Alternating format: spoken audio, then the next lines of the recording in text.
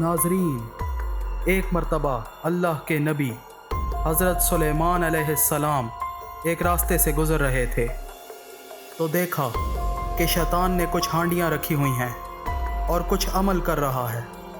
तो हज़रत सुलेमान अलैहिस्सलाम ने पूछा, ये क्या अमल कर रहे हो? शैतान ने जवाब दिया, पहली हांडी में तकब्बुर का अमल रखा हुआ है, ये मैं उलमा में बांटूंगा ताकि उनके सारे आमाल तबाह हो जाएं। तो हज़रत सुलेमान अलैहिस्सलाम ने अल्लाह का शुक्र अदा किया कि ए मालिक, तेरा शुक्र है, मेरे में तकब्बुर नहीं। फिर आप अलैहिस्सलाम ने पूछा, दूसरी हांडी में क्या है?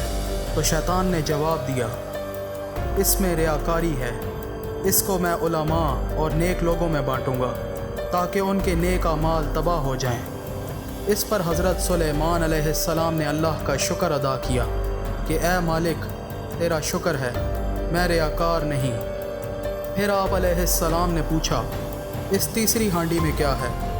तो शैतान ने कहा, इसमें सुस्ती और काहली का जादू है, और जो कोई पहले दोनों वार से बच गया उस पे मैं सुस्ती का हमला करूँगा।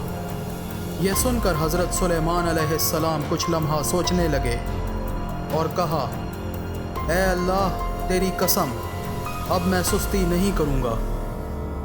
फिर आप अलैहिस्सलाम ने शैतान से पूछा, चौथी हंडिया में क्या है?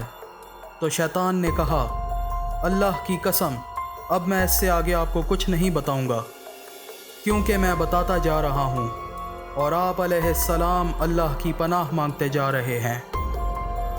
नाजरीन, इस वाक़े से मालूम हुआ कि जादू की एक बदतरीन किस्म सुस्ती का जादू है, जिसमें मरीज़ को एहसास तक नहीं होता कि उस पे जादू है और ज़िंदगी के हर शोबे में नाकाम हो जाता है।